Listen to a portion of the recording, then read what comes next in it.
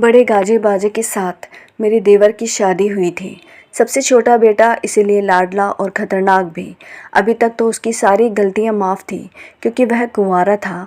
एक नंबर का आवारा लड़कीबाज और 10वीं पढ़ा लिखा, पर वह भी शायद ही। लेकिन इसकी किस्मत मानो फुर्सत से लिखी गई थी, जो उसे किसी शहर की पढ़ी लिखी सुंदर पर गरीब घर की लड़की से शादी होने जा रही थी। जब हम बारात लेकर गए तो बस शादी की रस्में और छोटा मोटा खाना। लड़की को अक्सर गुमसुम और मानो किसी के ख्यालों में ही रहती, बिल्कुल चुपचाप। उसे किसी से कोई लेना देना नहीं था, लेकिन फिर भी जैसे तैसे शादी संपन्न होने के बाद उस दिन नई दुल्हन का घर में प्रवेश होने जा रहा था।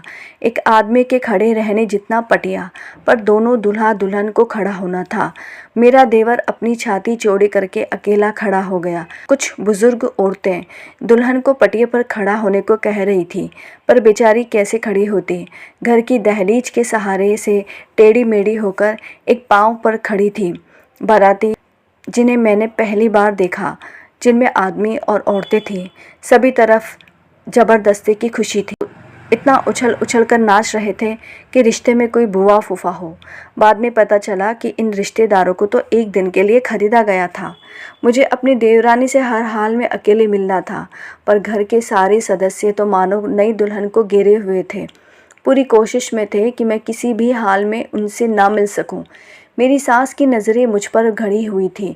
जैसे ही मैंने पीछे मुड़कर देखा तो मेरे पति मेरा हाथ पकड़कर साइड में ले गए। वह बोला, तुमने यदि हमसे हमारे घर के बारे में कोई भी राज बताए तो पता नहीं चलेगा कि तुम कहाँ गायब हो गई। मेरा नाम रजनी है।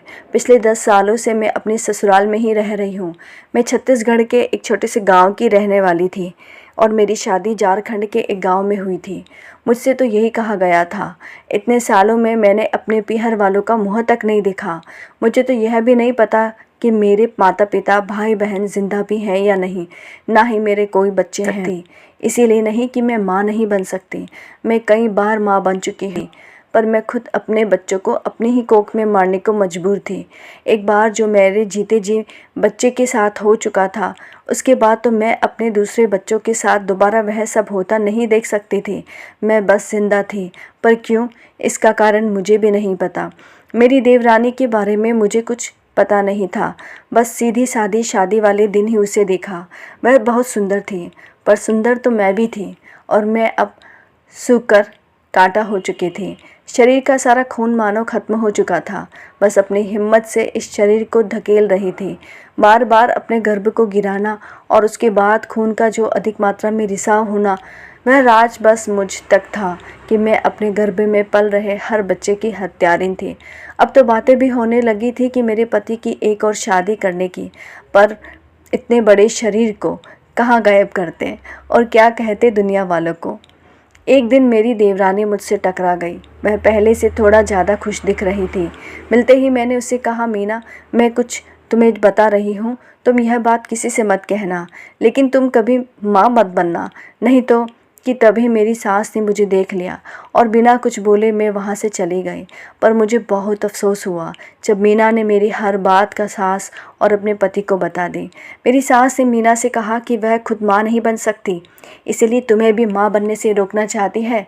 यह बात जब मेरे पति को पता चली तो उस दिन मेरी शामत ही आने वाली थी।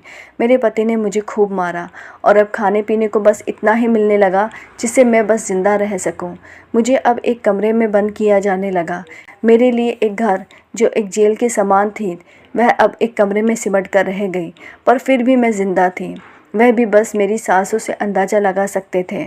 पर जब पति को भूख लगती तो इस हार्ड मांस के शरीर का उपयोग करके चला जाता। फिर एक दिन घर में जश्न का माहौल था। मीना के गर्भवती होने की खुशी थी, बिल्कुल वैसे ही जैसे मैं पहली बार गर्भवती हुई थी। पर पहली बार, सिर्फ पहली बार। मुझे मालूम था कि मीना की यह खुशियाँ बस इसके बच्चे होने तक ही रहेगी। बच्चा होने के बाद एक भयानक रात जिसमें उसका भी सब कुछ बर्बाद हो जाएगा। पर मैं कुछ भी बताने में असमर्थ थी। मेरे ही कमरे में बेहोश करने वाला पाउडर था जिसे मेरे पति मुझे खिलाता। गोद भराई की रस्म थी। मीना के पीहर वाले भी आए थे, पर रिवाज निभाना था, रिश्ते नहीं। शायद मीना से कुछ नाराज़गी थी। मुझे सभी के सामने बीमार बता के एक जगह बिठा दिया, पर मेरी नज़रें सब तरफ दौड़ रही थी। एक लड़का जिसकी नज़रें मीना की तरफ कुछ अलग तरह से थी और मीना की नज़रें उस लड़के को देखकर मानो जैसे उन दोनों के बीच कुछ था, पर किसी से बात करने की इजाज़त नहीं थी। मुझ पर सभी की नज़रें थीं। मेरी हालत ऐसी नहीं थी कि मैं और मार बर्दाश्त कर सकूं। मुझे फिर से उस कमरे में बंद कर दिया गया। फिर एक दिन मीना के चिल्लाने का शोर मेरे कमरे तक धीमा धीमा पहुंच रहा था। डिलीवरी मेरी सांस ही करवाने वाले थे। एक समय मेरी ही भी उन्होंने ही करवाई थी। बच्चे के रोने की आवाज़ थी और थोड़े ही देर में बच्चे के आवाज़ खामोश थे। फिर से मीरा के रोने की आवाज़ शुरू हो चुकी थी। वह अपने बच्चे के लिए बिलख रही थी। अगले दिन बच्चे की रोने की आवाज़ का पीछे करते हुए मीना मेरे कमरे के बाहर खड़ी थी। अचानक बच्चे की रोने की आवाज़ भी शांत हो गई। मेरी सास मीना से कहने लगी, पड़ोस में भी बच्चा हुआ है, यह उसी की आवाज़ है। तुम्हारा बच्चा मरा हुआ था। पर फिर से बच्चे की रोने की आवाज़ आने पर उसे पूरा यकीन हो चुका था कि बच्चा घर के अंदर ही है। वह चीखने लगी कि मेरा बच्चा मुझे दे दो। पर तभी किसी ने मेरे कमरे के बाहर से सांकल खोले और मीना को मेरे कमरे में धकेल दिया। वह दरवाज़ा पटकने लगी, बिलखती रही, थक हार कर वहीं दरवाजे के सहारे बैठ गई। क्यों परेशान हो रही हो? कितना भी चिल्ला लो, उन्हें जो चाहिए था वह तुमने दे दिया। मैंने कहा। मुझे देखकर वह बोली, मुझे माफ़ कर दो, मैंने आपको गलत समझा, पर पूरी बात आपने नहीं बताई। काश बता देते। मेरे बच्चे के साथ वह लोग क्या करेंगे? मैंने कहा कुछ ऐसा कि तुम्हारा कलेजा फट जाएगा। मुझे इस कमरे में बंद हुए न जाने कितना समय बीत चुका है। कब सुबह होती है, कब शाम, कुछ भी पता नहीं। इसीलिए यह बताओ कि अमावस कब है? मीना ने कहा, वह तो 6 दिन बाद है। ऐसा क्यों पूछ रही हो? मैंने कहा, अमावस के दिन तुम्हारे बच्चे की बलि देंगे, मेरे बच्चे की तरह ही। मेरे आंखों के सामने इन राक्षसों ने मेरे बच्चे की, और मैं फूट फूट कर रोने लगी।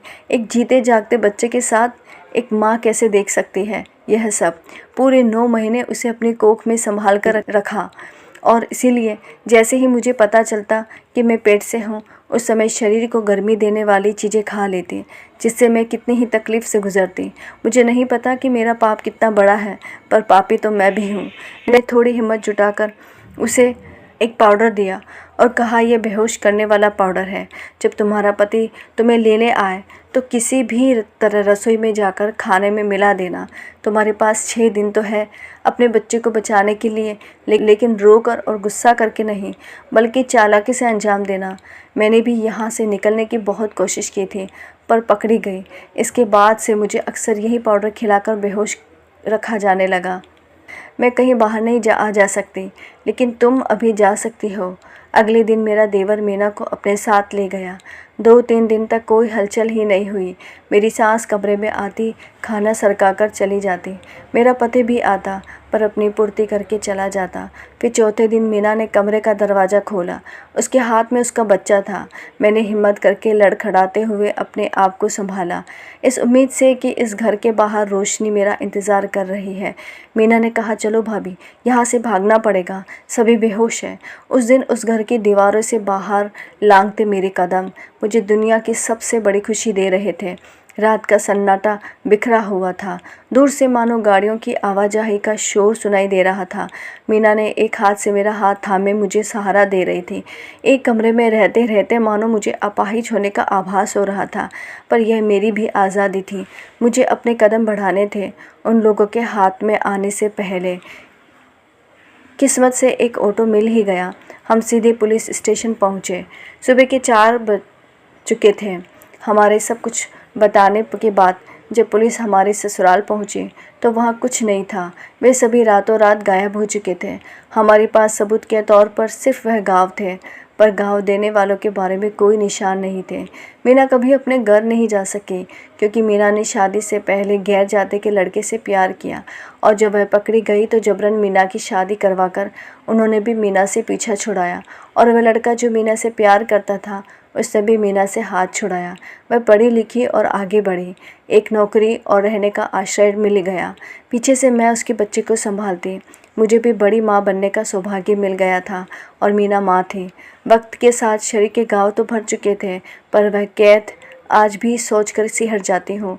मेरे जीवन का मकसद भी पता चल गया। छोटा था पर किसी और को जीवन दे गया और अब बहुत जीना था उस बच्चे के लिए। कभी कभी मन में यूं ही विचार भी आ जाते हैं कि आज कोई और लड़की तो उसकी कैद में नहीं। मुश्किलें कितनी भी हो लेकिन उम्मीद कभी मत छोड़ो। ज़िंदगी तो ऐसी ही है, किसी को कभी धूप तो फिर से धूप और फिर धूप ही मिलती है। थोड़ी सी छाँव के लिए लगातार प्रयास करना पड़ता है। यदि आपको कहानी अच्छी लगी तो please like share and subscribe my channel. Thank you.